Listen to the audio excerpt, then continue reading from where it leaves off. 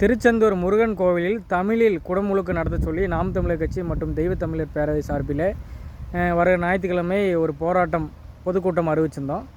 இதை எல்லா ஏற்பாடுகளையும் கட்சி பண்ண காவல்துறையும் அதுக்கு தகுந்த பாதுகாப்புலேருந்து மற்ற எல்லா ஏற்பாடையும் பண்ணிய பிறகு இன்றைக்கி அறிவிப்பு அங்கே குடமுழு போராட்டம் பொதுக்கூட்டம் நடத்தக்கூடாது அப்படின்னு சொல்லிட்டு மறுப்பு.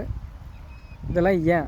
அதாவது போன ஆட்சி 2020 தஞ்சாவூர் பெரிய கோவிலில் சமஸ்கிருதத்திலாம் குடமுழுக்கு நடத்தணும்னு சொல்லி சட்ட போராட்டம் நாம் தமிழர் கட்சி மற்றும் இந்த தமிழ் தேசிய பேருக்கும் சட்ட போராட்டம் நடத்தி அதில் தமிழில் குடமுழுக்கு நடத்தும். அதை தோன்று மற்ற எல்லா இந்த அறநிலைத்துறையில் மற்ற எல்லா இதுகளிலும் அதே மாதிரி சமஸ்கிருதம் பண்ண வச்சாங்க. ஆனால் நம்ம தொடர் சட்ட போராட்டத்தில் இந்த அறநிலைத்துறை இருக்கிற எல்லா கட்டுப்பாட்டில் இருக்கிற கும்பாபிஷேகங்களும் கண்டிப்பாக தமிழ் தான் நடத்தணும், இல்லைன்னா சட்டப்படி நடவடிக்கை எடுக்கப்படும் அப்படின்னு சொல்லிட்டு நீதிமன்றமே அறிவித்ததுக்கப்புறம் எல்லா போன ஆட்சிகளில் அதிமுக ஆட்சியில் எல்லாமே தமிழில் தான் நடத்தினாங்க. கடைசியாக நடந்த பழனி திமுக ஆட்சியில் பழனியில் நடந்த ஒரு பழனி முருகன் கோயிலில் நடைபெற்ற குடமுழுக்குகள் கூட சமஸ்கிருதம் ஃபஸ்ட் நடத்துவாங்க. நம்ம போராட்டம் பண்ணி இதில் தான் நடத்தி அவங்க தமிழ் நடத்துன்னு சொல்லிட்டு நடத்தினதுக்கப்புறம் இப்போது இத்தனை போராட்டம் நம்ம சட்ட போராட்டம் நடத்தி இவ்வளவு கொள்கையை கொண்டு போய் நடந்ததுக்கப்புறம் இப்போ மறுபடியும் சமஸ்கிருதம் மண்டபம்னு சொல்லிட்டு ஒத்தக்கால் நிற்கிறீங்க. நீங்கள் எல்லாம் தமிழருக்கானவனா?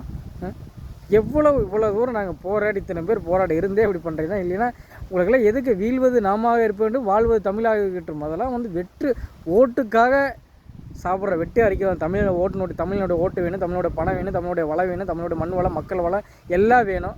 அவனுடைய ரத்த காட்டு அவனோட எல்லாத்தையும் இது வண்டி குடிச்சிட்டு மறுபடியும் அவங்களை ஒன்றும் இல்லாமல் ஆக்கிட்டு சுகரிச்சுட்டு வரணும். அதான் அவங்களோட ஆசை.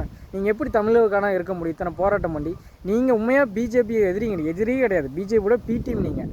ஏன்னா ஆரியம் என்பது திராவிடம் என்பது ஆரியத்திலோடு பிரிந்து தென்னிந்தியா பிரிந்து இங்கே தென்னிந்தியா பரப்ப முடியல, தமிழ்நாட்டில் பரப்ப முடியக்காக உருவாக்கப்பட்ட ஒரு இனம் தான் திராவிடம்.